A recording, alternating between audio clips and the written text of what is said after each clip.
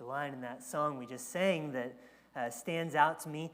In joy or in sorrow, still follow thy Lord. And that may be one to keep in mind as we get into our lesson for tonight.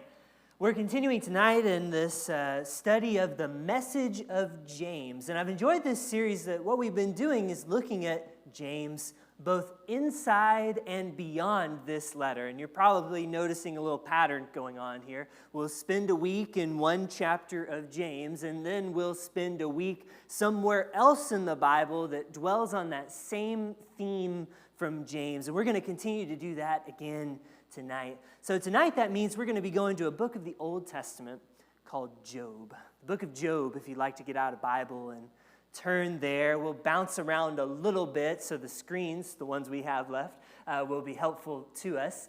But also we're going to really focus in on chapters 1 and 2 of the book of Job. And what I want to say tonight is that the book of Job is a book that is a lot like James, but in a way that we might not expect. Because the book of Job is a book about what? Well, it's a book about Job, but we usually use a particular word to describe the key theme of Job. If you had to put Job into a word, say it's a book about, what would you say it's about? One word. Book about suffering. A book about trials. A book about pain, or maybe some word like that. A book, if you want to put it positively, a book about endurance. These are the kinds of things that we think about when we think about Job. Sort of the central theme of the book is how Job endures and deals with suffering. And that is actually something that James has a lot to say about too, as you probably have been realizing as we study this book. So some of the very first words of James, as you recall, are talking about what you do when you face trials of many kinds. And boy, Job faces trials of many kinds. Chapter 5 of James, we haven't gotten there yet, is going to spend some time looking at the example of the prophets who came before the church and how their example is one of those who suffered and yet endured. And then right there in the middle of chapter 5, it mentions Job himself. It says, you remember how steadfast Job was. And when we consider Job, we can see how blessed we are if we also remain steadfast. The book of Job, or the book of James, I should say, gives wisdom for those who are dealing with suffering. It gives us a strategy of what to do. And the first thing on that list is let that person pray. Pray to your God. So in all of these ways, James is sort of dealing with the same kinds of things that we see in the story of Job. That number one most prominent theme, Job wrestling with suffering and enduring these things and trying to hold on to his faith. That's a huge part of this letter called James, but it's not the part I want to talk about tonight. Not primarily, at least. I want to talk tonight about a different way that the book of Job is like James. And it has to do with that suffering because everything in Job has to do with that suffering. But my focus is on something else tonight. Tonight, my message is that Job is actually a great example of James chapter 3. Job, his life, his experiences, the very heart of his struggle to maintain his faith with God has to do with Job's words and whether or not he's going to be able to tame his tongue. And because of that, I think Job can be this really powerful example for us to look deeper into. Since we did spend a week on this chapter last week, let's now look at Job and let Job's life help us to see how and when and why it's so important that we watch our words. So let me show you what I mean. The book of James has a lot to say about taming the tongue, and we talked about this verse in I always point this way, don't I? We talked about this verse in particular last week, which says we all stumble in many ways. And if anyone doesn't stumble in what he says, well, that would be a perfect man. Able also to have self-control over the entire body. So James is really placing just how important, placing a premium, as we talked about last week, on taking care of your words. The degree of difficulty, James says, it's so very high when it comes to taming your tongue. And if a person were able to manage to not stumble in what they say, James says, well, that would be a mature person, a complete person, a perfect person, a righteous person. Now hold that thought as we go to Job chapter 1, verse 1. There was a man in the land of Uz whose name was Job. That man was blameless, upright, one who feared God and turned away from evil. And if you have your Bible open, you could see verses 2 through 5 are sort of an elaboration on verse 1. Let's give some examples, this writer says, for how Job is, in fact, this blameless, upright, fearing God man who's not only turning away from evil, but helping his family to do the same. Job's great concern is that his whole family might not curse God in their hearts. That's what he's concerned about. And God blesses him with many things. God blesses him with a big family. God blesses him in so many ways because Job is this righteous man. Well, one day, the heavenly beings came to present themselves before the Lord, and Satan came among them. The Lord said to Satan, "Where have you come from?" And Satan answered the Lord, "From going to and fro on the earth, from walking up and down on it." The Lord said to Satan, "Have you considered my servant Job?" Kind of a strange question. He says, "There is no one like him on the earth, a blameless and upright man who fears God and turns away from evil," the very things we just read about in verse 1. Satan answered the Lord, "Does Job fear God for nothing? Have you not put a fence around him and his house and all that he has on every side? You've blessed the work of his hands, and his possessions have increased in the land." Basically what Satan says is, yeah, of course Job fears the Lord. I mean, he's got everything you could want. He's got everything you could need. He's got everything that you could dream of. But stretch out your hand, touch all that he has. What does Satan think is going to happen? He will curse you to your face. And the Lord said to Satan, "Very well. All that he has is in your power. Only do not stretch out your hand against him." So Satan went out from the presence of the Lord. And that scene right there sort of sets up the entire plot of Job.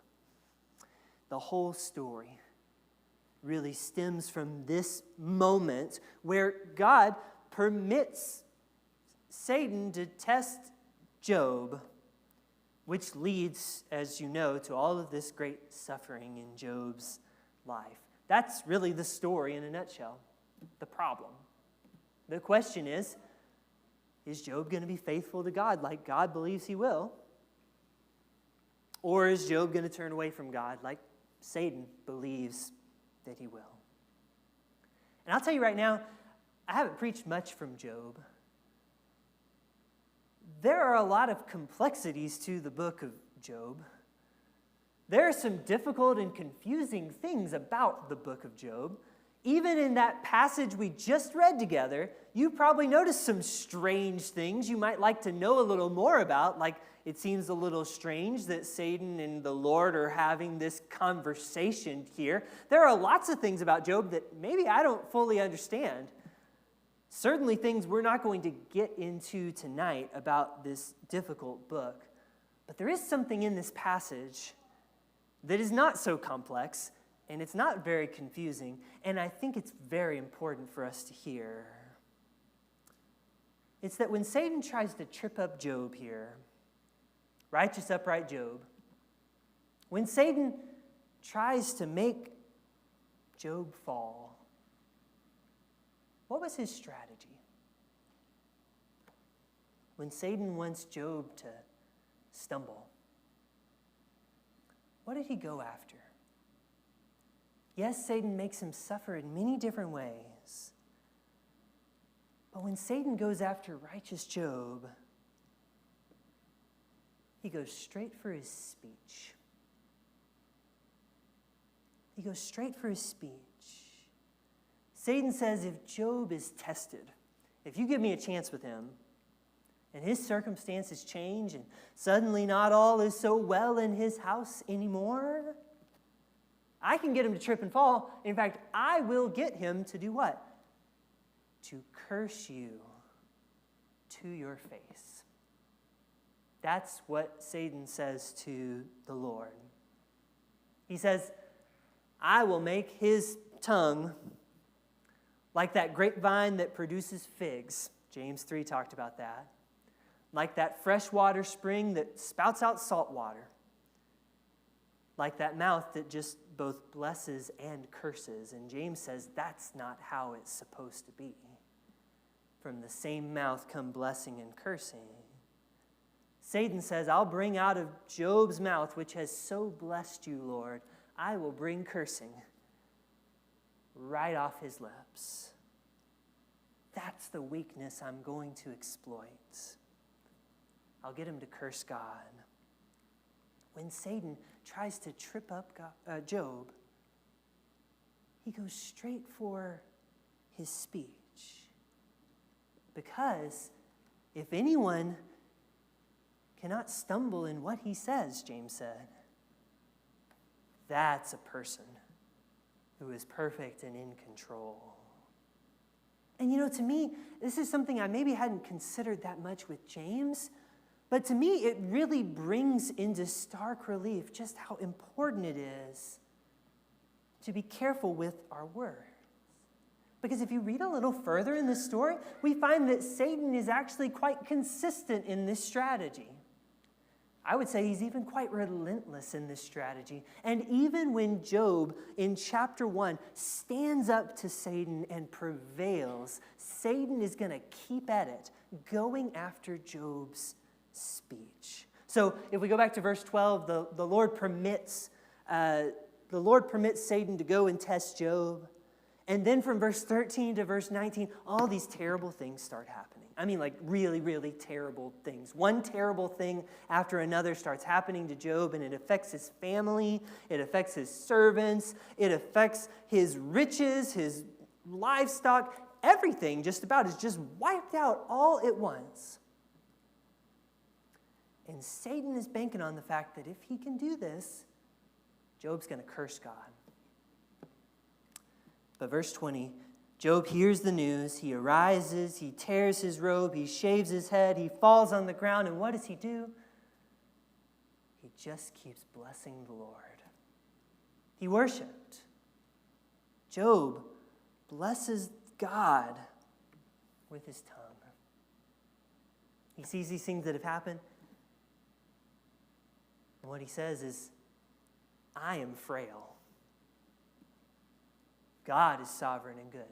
Next verse. Naked I came from my mother's womb, and naked I shall return there. The Lord gave, the Lord's taken away. Blessed be the name of the Lord. With his tongue, Job still blesses the Lord. So you know what Satan does? He turns up the heat even a little further.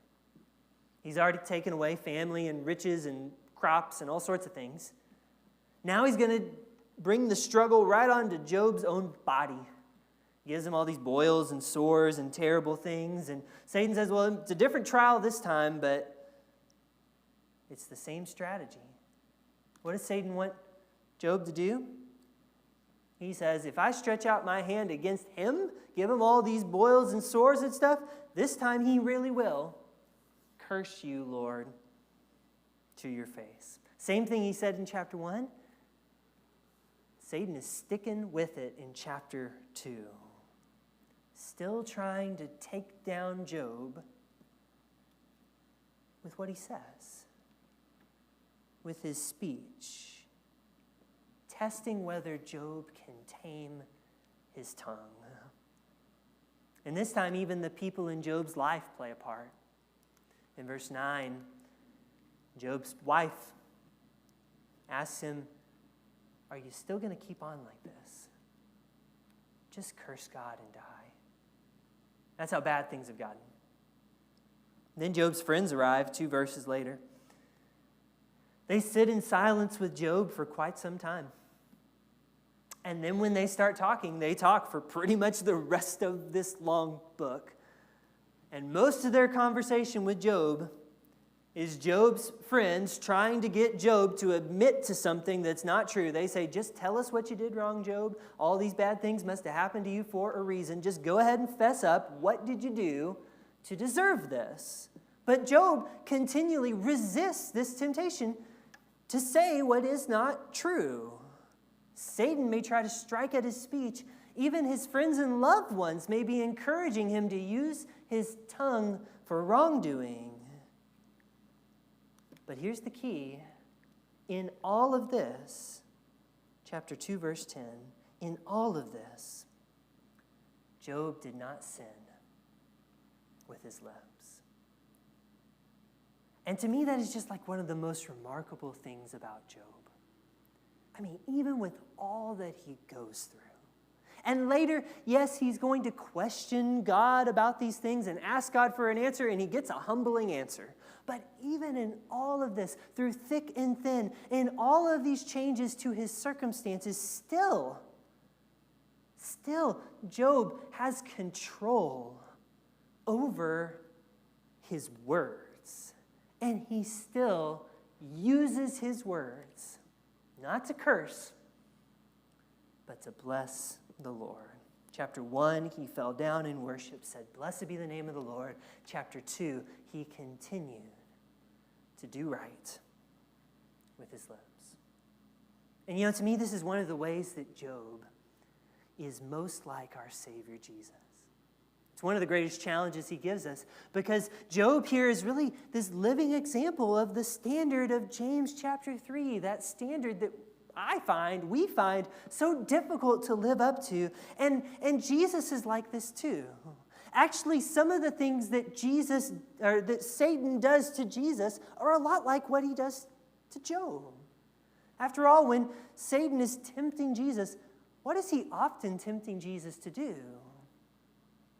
To stumble in his words, to be trapped in his words, or to use them for wrong. I'll give you a few examples. So there's the story when Satan actually tempts Jesus in the wilderness. We read about it in Matthew 4. We read about it in Luke chapter 4, very brief example of it in Mark chapter 1. Satan's tempting Jesus after 40 days in the wilderness. Jesus has been physically suffering and he's hungry. And what does Satan try to do but trip him up in his words? The first thing he says is, tell this stone to become bread. Like, use your words for vain and self-serving benefit. Use your power just for you. He's trying to trip him in his words. The next thing he tries to tempt him with, he says, why don't you can have everything that you want, but all you got to do is bow down and worship me, Satan says. I know you bless the Lord with your tongue, but why don't you bless me with that too? He's trying to catch him in his words. And how many times do the people surrounding Jesus in his ministry try to do the very same thing? I tried to look through the Gospels this week and find as many times as I could of people like coming up to Jesus. They have questions, but they're not really questions. It's really more like traps. People do this a lot. I found at least 7 of them that weren't like repeated stories. 7 times at the very least of stories we know of where people are coming up to Jesus and trying to trap him in his words. So, Jesus, should we pay our taxes to Caesar or not? Jesus, this woman was caught in adultery. You know what the law says. What do you say? Jesus, you're teaching with authority. By what authority are you teaching? Just go ahead and blaspheme is what they're wanting him to do. "Teacher, what is the greatest command?" They ask him about marriage and divorce. The Sadducees, they don't even believe in the resurrection. They try to ask him questions about the resurrection. Jesus is constantly under this pressure to slip up in his words. I look at this picture, it starts to make me think that maybe Satan thinks that this is one of his best chances to make righteous Jesus stumble. A lot like what he did way back when with Job. And then, of course, you remember in the last hours of Jesus, when he, like Job, is suffering more than ever. In those last hours, Christ's command over his words is oh so very evident. They mocked him. They questioned him. They said, "Just tell us who you are." They spat in his face. And he didn't open his mouth. Isaiah said, "Like a sheep before his shearers is silent, he did not open his mouth." He controlled his tongue. And even in those moments on the cross, when he spoke, he didn't curse his God. Instead, he actually used his words to bless his very accusers. Remember when he looked out at the crowds, he said, "Father, forgive them, for they know not what they do. Into your hands I commit my spirit." And all of these things, in seriously the hardest of circumstances, Jesus controlled his tongue. He even used it for good. Well, what do you think that we can learn from these examples? I hope that you can see where I'm going with this. I think that there's actually maybe two things that we ought to take with us from these stories, these examples that go before us. The first one is this. If the way that Satan tried to trip up Job, righteous Job, was try to strike at his words, like that's how he's going to get him to slip. And if the way that Satan tried to trip up Jesus so very often was that very same thing, try to trap him in his words, then what do you think that's saying to us about the importance of watching our words? If this was Satan's strategy with Job, if this was Satan's strategy with Jesus, don't you think that our words matter greatly in whether we stand upright or whether we trip and fall? If anything, Job's story, even Christ's story, tells us what a target our words can be. It really illustrates just how difficult it is to live by the message of James chapter 3. But these examples also give us something else too. They give us something to build on when it comes to our words. That's the second thing I want to talk about.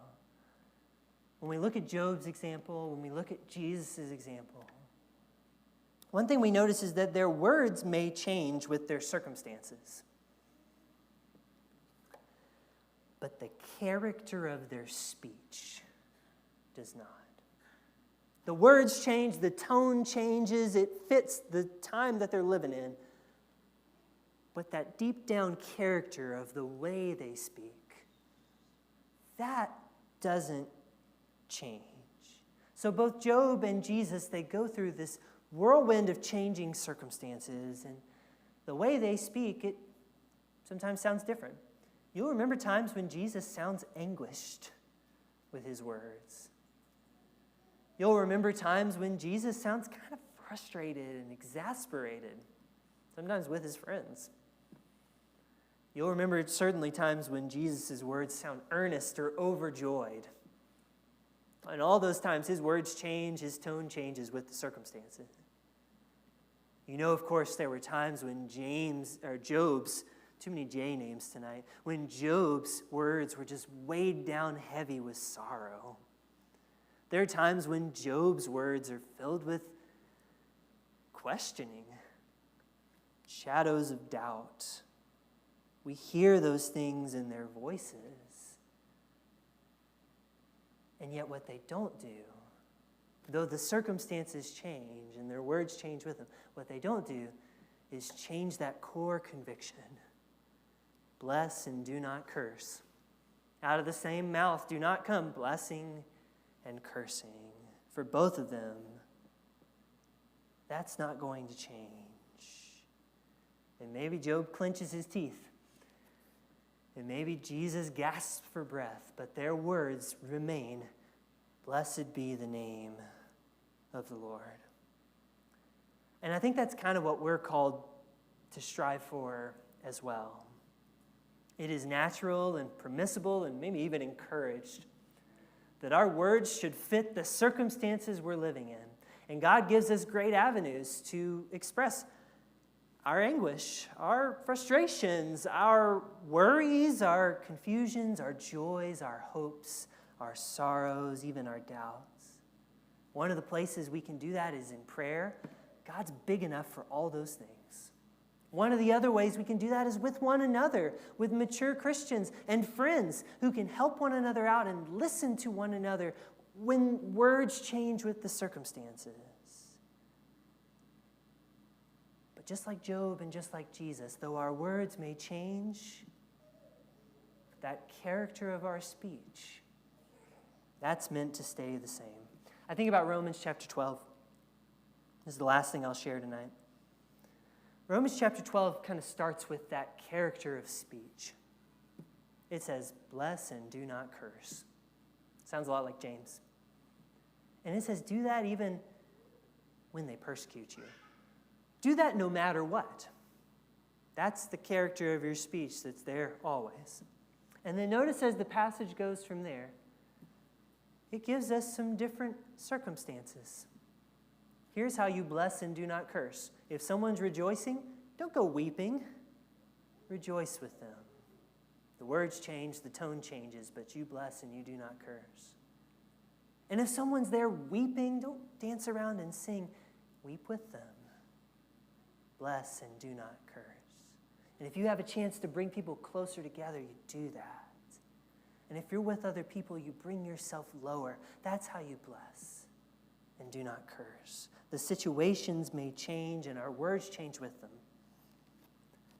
But that way we speak, as much as we can, it stays the same. And I may not have mastered that to the level that Job has, or Jesus has. Well, I'll say that differently. I have not mastered that to the level that Job has or Jesus has. But I think I can learn from their example tonight. Maybe the thing that I can learn is that I ought to be really careful with how I use my words. Because time and time again, our words can be that thing that's so easy to slip up in. They can be the opportunity to stumble.